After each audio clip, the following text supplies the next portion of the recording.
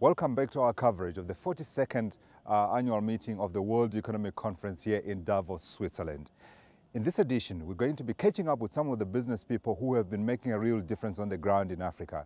But what kind of a Davos would it be without bankers? After all, it's because of them that Europe is wailing. Mike, thanks for your time. I'm sorry we kept you waiting, freezing. Snow is all around us here. But Mike, I just wanted to get your impressions. I mean, I've been asking everyone that we've been talking to just to get their sense. And the message I keep hearing is positive, positive. But in journalism, we say, come on, there's got to be another side. What have you been hearing? Yeah, so certainly, I always enjoy coming to Davos. I think of it as a little bit of an intellectual workout with the fantastic cross-section of people you get to interact with. I certainly think the mood this year is significantly better than last year. Last year was very downbeat, a lot of concern about pretty much most areas of the globe. And this year, really the concerns are focused on Europe. With America looking a little bit more positive, and in fact very strong stories continuing to come out of Africa and Asia. So it's not positive right across the board, but it seems to me that the negativity is more confined to Europe as opposed to being broad spread. The interesting thing for me, I was passing by and I just eavesdropped and heard this guy talking to another guy, and he says this is the most intense Davos that he has ever attended. But Mike, one of the industries that has been, if I can put it this way, in trouble is the banking industry. And one story I saw today suggested that what is also being questioned here is the banking model, where it's low capital and high leverage. Do you think coming out of Davos, coming out of this recession, we're going to see the banking model change, and in which direction, from some of the lessons that you've also had here? Yeah, I think absolutely. I think what we've got to be really careful about, though, is putting all banks into the same conversation. So certainly there were some banks that had extremely high levels of leverage, 50, 60, perhaps even more times leverage than that, and very low levels of high quality capital underneath that. Certainly what all of the regulatory changes that are already embodied in Basel III are all about is reducing that leverage, increasing the quality of capital, and also increasing the liquidity pools. So, certainly if I looked at our business, the highest our leverage ever got to was probably 17 or 18 times, and we're now down at 14 or 15. So I don't think that any of the regulation coming out there is going to have any effect on our leverage, which never got to those levels. Maria, thank you for your time. We're both freezing, but the talks inside have been exhilarating from all conversation I've had from the CEOs that we've talked to. Your impressions? Well, I think that's right, Godfrey. I think we've had some very, very good conversations, and they've essentially revolved around trying to talk through the issues that are facing the global economy, particularly what's going on in Europe. And I think that's occupied quite a lot of the conversations going on here. But I think actually quite exciting for us as Africans, there's been a lot of debate, conversation, excitement, interest in what's happening in Africa. And I think I've been coming here for many, many years, and this year there's an excitement about Africa from people outside of Africa, and thinking about and talking about Africa as an opportunity, and really being interested in what's going on. What has made the difference, Maria, from your perspective? As you say, you've been coming here over the years, and there's a discernible change between the conversations taking place this year and those that have taken place in the past. Well, I think it's a couple of things. I think first, there is a renewed, Africans have got more confidence in what they're doing. So in many of the countries on the continent, there's lots of very positive things happening. There's the fact that the continent is the second fastest growing region in the world outside of the two Asia regions. So if you think about those regions as one, I think there is so Africans are talking about the continent and the countries they come from on the continent in a more positive light. I think there is also the fact that the global economy is looking for new growth points and the dynamism is in our parts of the world. Sure. And so that's very, very positive. And I think more and more businesses, big and small, global and not so global, are doing business on the continent, and they having good experiences. And so that begins to change the dynamic and change the conversation. The Central Bank Governor of Nigeria, Governor Sanusi. Governor, thank you for your time. You've heard the assessment. Are we likely to see perhaps a slowdown in economic growth in Nigeria, given the outlook that we've given for the global economy? I don't see significant slowdown in GDP per se, but certainly all GDP will be affected.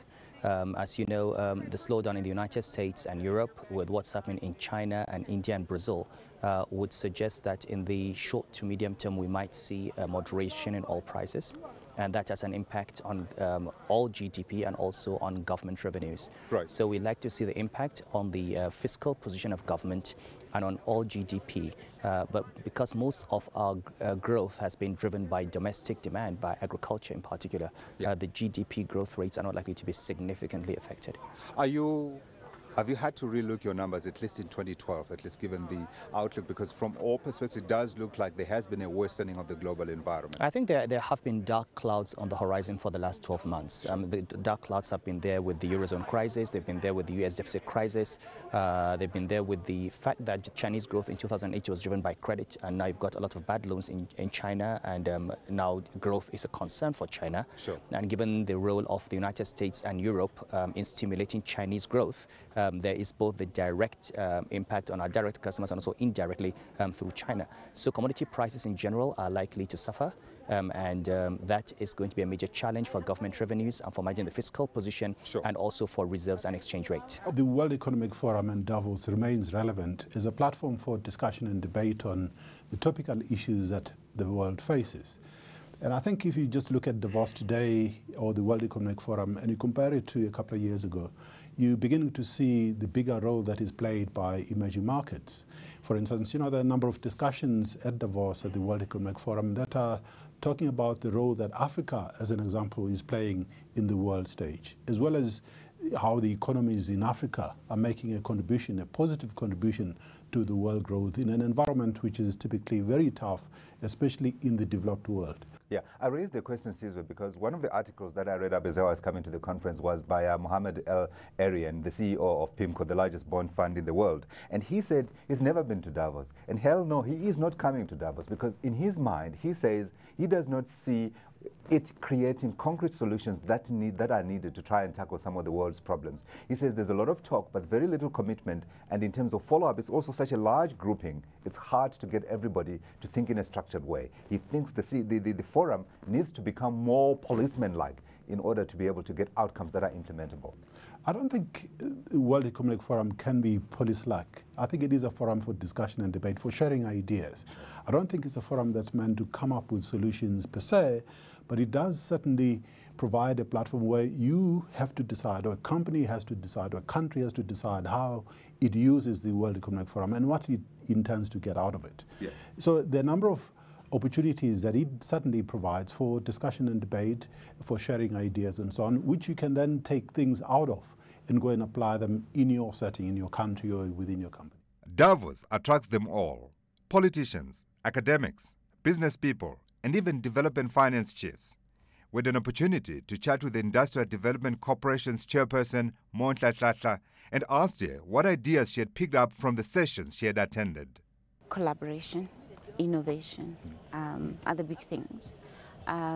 Employment creation is what every part of the world is trying to deal with, and stability of growth in the next 10 years. I mean, it's frightening to understand that in Africa alone, in sub-Saharan Africa, we've got to create about 145 million jobs in this 10 years, where industry is not really, in terms of outlook, as bullish about expansion and growth. Sure. And then you're looking at the issues of regional integration, which, as you listen to the European challenges, they would still find value in being together. Some of them have got small populations, and the only way to survive is to be in partners with others.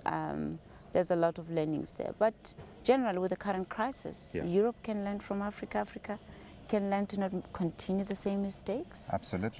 Asia as well. I mean, everywhere you look is about humanity, it's about our survival into the future, it's about being smarter. You listen well, there's always something you can apply to your company. And in terms of the sessions that you have attended, which one has struck you the most? And I just want to get an idea of why. Obviously, because of an interest with the IDC, where we have given management capital allocation to invest in all of the continent. The sessions that I spent a lot of hours on had to do with listening to the political leadership in the continent. Right. to Continent find, of Africa. Yes, in the continent of Africa, to figure out where they are finding synergies, where they are finding differences. Are they aware that they are part of a challenging time? Are they changing? Are they as robust and as bullish about what the possibilities are? I spend more time on that, and I think it has been very valuable to think about how, as the IDC, Sure. we can begin to approach the frontier markets of the continent. Absolutely. How? Right. With a huge population of the youth. Davos 2012 was also marked by many new firsts, one of which was the glow of positivity whenever Africa was mentioned. With a benign global gaze, the continent's leaders are scrambling to put in place practical steps to take advantage of the changing global economic landscape. Brand South Africa provided one such forum at the 42nd annual meeting of the World Economic Forum, with a focus on regional integration as a mechanism to build a common African market. Chichi Maponya, the deputy chairperson of Brand South Africa, said an important emerging trend was that Africans were beginning to believe their own growth story. Tellingly then, it is Africans themselves who are leading the growth in investment in Africa. Africans have confidence in Africa, which is a very important and key element. South Africa's finance and trade ministers told the breakfast that while Africa's billion people and resources, estimated at 40% of the world's total, were important draw cards, the continent itself had to find ways of breaking down boundaries drawn up by colonialists. As Africans, of course, as I said, we've got to also humbly look at ourselves and recognize we're not one country of 1 billion people, like two others are. We are 54 countries with 1 billion people. We've got to take a hard look at ourselves and say, how do we overcome some of the limitations that these boundaries place upon us? We've now come to what I think is the correct position, which is to broaden integration at FTA level as the basis of consolidating a large regional market which can serve the same function as domestic markets in those parts of the developing world which have got large populations and which have got sizable internal domestic markets. However, to be able to take advantage of the global focus on Africa, Africans themselves need to start improving intra-African trade from single digits to double numbers seen in many developed countries. Davis said infrastructure remained a key bottleneck. What's more difficult is to those projects which link ourselves, road and rail connections connecting ourselves, and yet those are the big enablers of intra-regional trade. Still, impediments to improving intra-African trade remain. African Development Bank President Donald Kaberuka said the bank had set aside $8.1 billion to aid integration in 2012, but the lack of political will to implement projects remains a concern. He called for a Schengen-type visa and consistent policies, including sound regulation of financial services and talent movement across borders. But even as Kaberuka spoke, 5 African presidents attending the summit were calling for greater cooperation and the creation of a common market. Alpha Conde, president of Guinea, went so far as to suggest the establishment of several Pan-African ministries to drive this process. But, as ABSA Group CEO Maria Ramos noted, the key would be to make all these promises and positive sentiment count.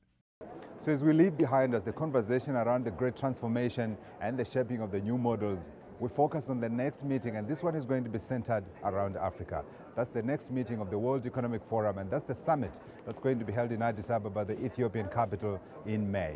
And there, we're going to be following the major themes. We're going to be following the protests, if they do come, and we're also going to be following the views of the different players in the African industry, from your governments, from academics, and also from business leaders.